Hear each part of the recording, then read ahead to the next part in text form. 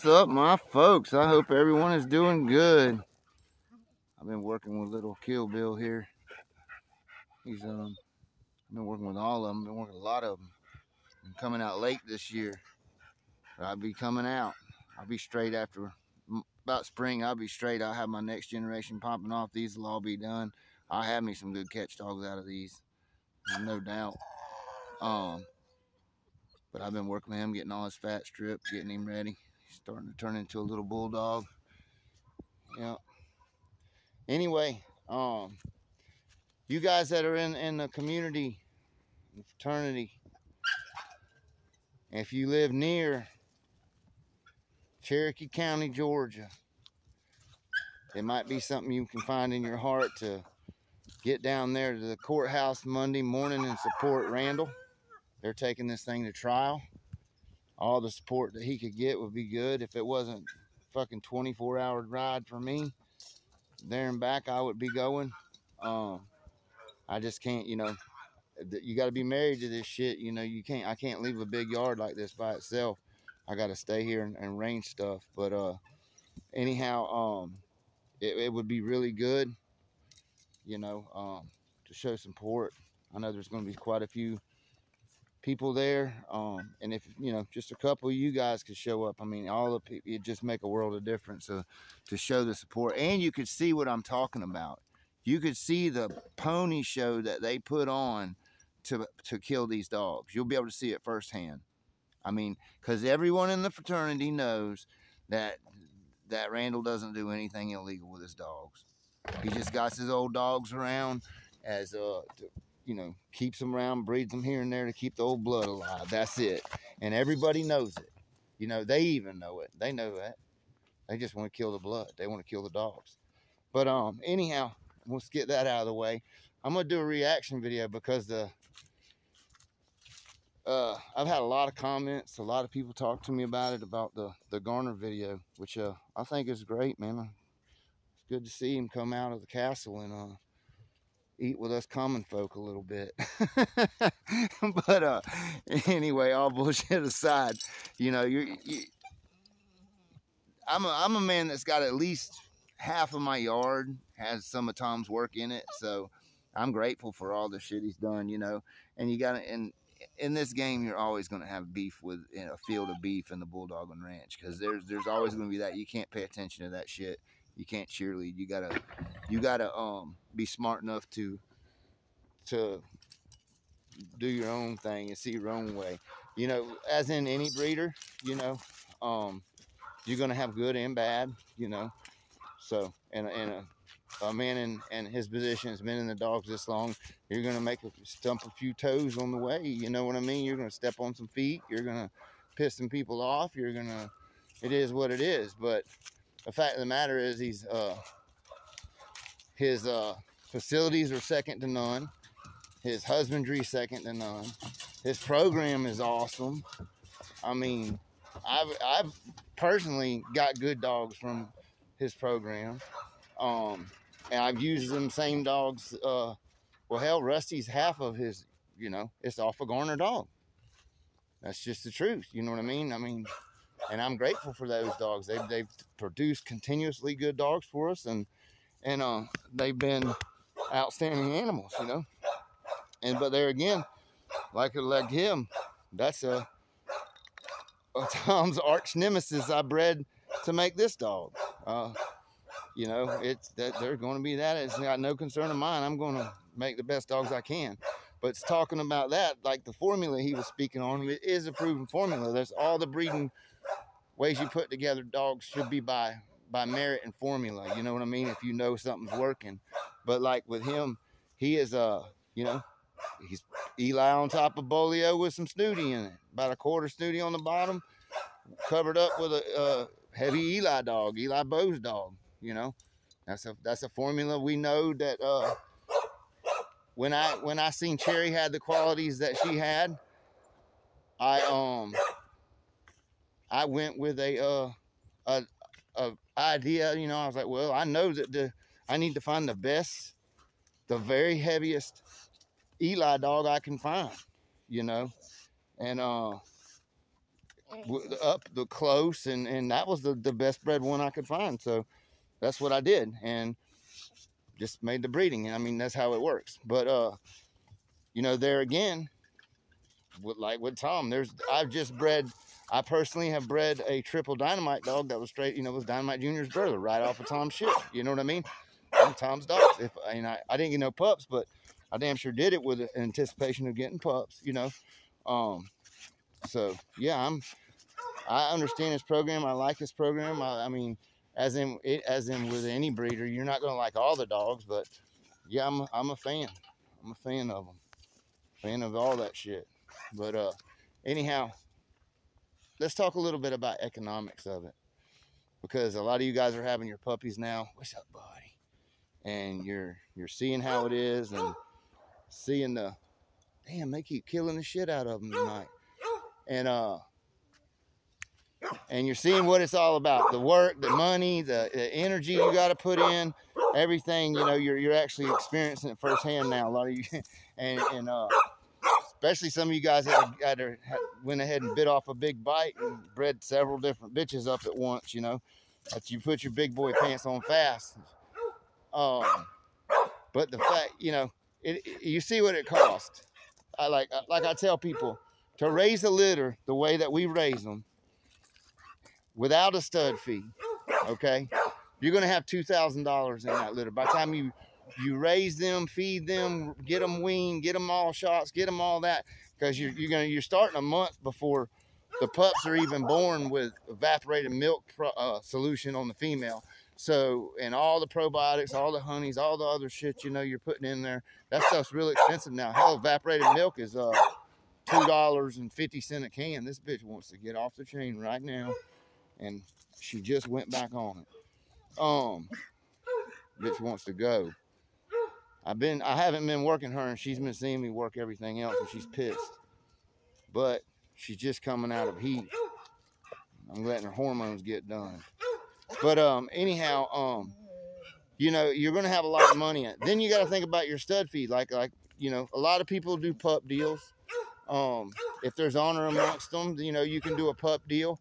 You can most people do 1 or 2 puppies, and that, but you got to figure it's cheaper to pay a stud fee 99% of the time. Like when I bred the killer dog, I just paid the stud fee. The cost of the pup, what I charged for a pup, that's how we did it. And it was a fair deal. But most people, you know, they want pups. Like with me, most of the time they want pups, and I give them their 2 pups, and they get them, and they're healthy, and they're fat, and everyone's happy. And that deal may work out good for you sometimes, and sometimes it may bite you in the ass, because you got to keep your honor. What if your bitch only has 2 puppies, and you agree to 2 puppy stud? Well, guess what? You just raised him 2 puppies for breeding his dog. I mean, that's how it works, you know. And what if she has 3? Well, they still get their 2. It's just the way it works. I mean, most people have enough honor that you're doing business with. If you have 2, they will let you have 1. But some people don't. They want their 2 puppies, and fuck you, give them their 2 puppies. You know what I'm saying? And that's how it is. And it's always a gamble. Like with me, when I do that, I do puppy deals sometimes. You know, like when I just bred that Weird Jack Dynamite bitch back to Rusty. I did a puppy deal, you know, because I know the guys well, and I know I'll get my puppies, and ain't no worries. But, you know, and like when I do with mine, the people trust me and trust me on my bond that they're going to get theirs. And they always do. And they get a fine, healthy, fat, well-rounded, there ain't no sickly shit, none of bullshit, and no run around. They get their pup. You know what I mean? So it's always been a fairly easy situation. And there's been times where, you know, like Cherry's last litter, she only had 2 puppies. We split the litter. That was okay. And then there's been times where you get 2 or 3 puppies, and they do the thing, you only end up with 1. You know what I mean? That's just how it works. So just be honest with yourself, and honest with the game, and honest with the dogs, and you'll be all right. But as far as like, think of all the shit involved and how long that a man like Garner has been playing it. You know what I mean? It's always young guys that are that talk smack, you know. Although, man, you know, let's go on to Dynamite about that, because I got in some conversations about Dynamite. Like I always hear, the Dynamite really ain't off Frisco. Well, by golly, when you inbreed that shit, because I have seen them personally, they sure look like Frisco. They don't look like a Red Boy Eli dog. Let me show you my houses I'm building. These things are sweet. Before she chews this one up, it's got a double walls, got an inch insulation in between it, or 2 inches rather, inch and a half. Yeah, it's 1.5 inches. They're 3/4 inch thick. Roof, got a breezeway. They go around and they get in that box, keep that all warm. I think that'll handle about anything that Alabama can throw. Put them on skids so you can just drive them around. Too heavy to tote. Them fuckers are heavy. You know, just screw a strap to it. Pretty good deal. And we're gonna do all ours from now on out. But let's get back on the Dynamite. Okay, sorry I got sidetracked, guys. You know, I remember when that story was blowed out. Put it that way. I remember.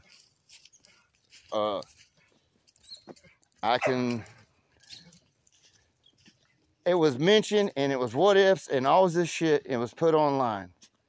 Now, I've heard a lot of secondhand shit and all that, but when I've personally seen inbred dogs off of it, they look like Frisco. They have those traits. They produce those traits.